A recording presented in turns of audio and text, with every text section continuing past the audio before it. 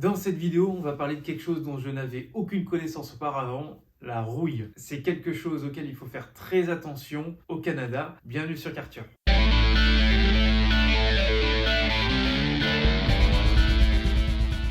Si ce n'est pas déjà fait, je vous invite à vous abonner. Je vous invite également à partager toutes vos expériences dans les commentaires. Cette vidéo elle est sponsorisée par Carkov, qui est un site web de recherche personnalisée ici au Québec. On commence tout de suite avec le sujet dont on va parler dans la vidéo, la rouille. La rouille, c'est quoi? C'est une réaction chimique qui va tout simplement ronger votre voiture. C'est une maladie dans l'automobile qu'on peut considérer comme grave, puisque en fait elle va vraiment ronger au fur et à mesure. C'est vraiment cette image. Il y a différentes causes qui sont liées à celle-ci. Ça peut être un changement brusque de température. Donc au Québec, on a des changements de température qui sont très brusques, puisqu'on peut tomber de 0 à moins 10 degrés en l'espace de 24 heures. C'est notamment ce que l'un de vous avait mentionné dans un commentaire auparavant. Mais ça peut être également dû au sel et aux aux micro-gravillons qui vont percer au fur et à mesure la carrosserie, ou alors les matériaux qui sont présents sur votre voiture. Il faut faire attention régulièrement et il faut en prendre soin, mais pas à n'importe quel prix. Donc j'ai entendu un tas de choses, ça fait maintenant 7 mois que je suis arrivé ici au Québec. J'ai entendu des recommandations, j'ai entendu des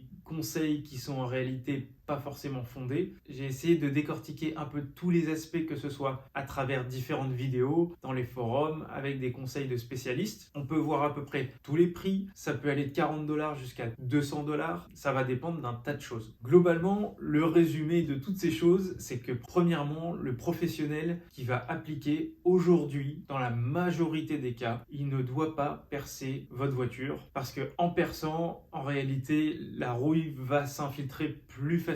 Bien évidemment, si vous avez des modèles qui ont plus de 20 ans d'existence, donc j'ai envie de dire tant mieux, le contrôle technique n'est pas obligatoire. Moi je dis ça uniquement pour votre sécurité. Vous avez le droit de rouler avec votre voiture qui est toute rouillée, mais pour votre sécurité et notamment celle des autres, je considère que c'est très important d'en parler dans la vidéo. Faites attention lorsqu'un professionnel vous parle de percer dans la carrosserie. Deuxièmement, c'est pas une question de coût. Si vous voyez 40$ ou alors 200$, ça va dépendre du professionnel avec sa manière de travailler. Ça va également dépendre des produits qu'il utilise. Donc on peut voir de l'huile, de la graisse. On peut voir également une troisième méthode qui est de manière électronique. Donc là encore, les avis divergent sur l'électronique. Je dirais que dans la majorité des cas, c'est pas pertinent. Concernant l'huile ou la graisse, il faut bien regarder quelle est la composition de l'huile ou la graisse, puisqu'on peut avoir des huiles qui sont recyclées, qui sont potentiellement moins performantes, mais globalement c'est une question d'application à l'intérieur de votre voiture. Certains véhicules vont demander une application un peu plus régulière et d'autres, on va pouvoir uniquement utiliser l'anti-rouille une année et ça va pouvoir rester peut-être 2 ans sur votre voiture. Donc encore une fois, je ne suis pas spécialiste, mais c'est à prendre avec des pincettes. C'est pas parce que vous voyez du 40$ que c'est forcément de la bonne qualité, et c'est pas parce que vous voyez du 200$ que ce sera du travail incroyable aussi. Il y a aussi autre chose auquel je pensais pas forcément, c'est que naïvement, je pensais que lorsqu'on avait un tout petit peu de rouille, on pouvait commencer à le traiter. Mais oui et non. Je m'explique. Lorsque vous avez la rouille qui commence à apparaître sur votre voiture, ça peut être par exemple dans la carrosserie, c'est quelque chose, comme je l'ai dit auparavant, qui est une sorte de maladie. Donc il faudrait, dans l'idéal, le traiter assez rapidement avant que ça se propage sur votre voiture. Mais chose à faire très attention, ne faites pas pire que mieux. N'allez pas forcément dans un magasin acheter un anti-rouille et le passer au-dessus en disant c'est bon, ça passe, parce que au contraire, vous allez en réalité accélérer les choses, puisque la rouille va se propager encore plus vite puisqu'elle est protégée de l'extérieur. Allez plutôt voir un spécialiste lorsque ça commence à apparaître et essayer de traiter le problème assez rapidement avant que ça s'infiltre partout. Il y a autre chose auquel je pensais absolument pas, c'est pas parce que votre voiture est neuve que celle-ci n'a pas besoin d'anti-rouille. J'ai entendu dire qu'un tas de professionnels de l'automobile dans les concessions appliquaient une sorte d'anti-rouille à vie. N'enlevez pas cette anti-rouille à vie, c'est quelque chose qui coûte assez cher. Ça ne vous empêche absolument pas de mettre de l'anti-rouille tous les ans, tous les 2 ans. Encore une fois, ne percez pas et vérifiez bien la fiabilité de votre professionnel avant de passer à l'action. Assez naïvement, encore une fois, je pensais que c'était simplement de la pommade qu'on pouvait mettre, entre guillemets, dans les endroits les plus sensibles de la voiture, mais c'est un travail qui demande beaucoup plus d'heures de précision et d'expérience que simplement l'appliquer à 2-3 endroits stratégiques. Lorsqu'on regarde certains professionnels l'appliquer, c'est une sorte de buse qu'on va utiliser. Vous voyez, ça peut s'apparenter un peu à un peintre qui va appliquer la peinture mais à l'intérieur de votre carrosserie, et il va aller justement dans les trous qui sont déjà réalisés par le constructeur de votre véhicule, d'où l'intérêt justement de ne pas forcément percer. Encore une fois, il y a des exceptions, et également je pensais que la rouille c'était majoritairement, comme je vous l'ai dit auparavant, dans quelques endroits c'est tout, mais c'est également en dessous de la voiture.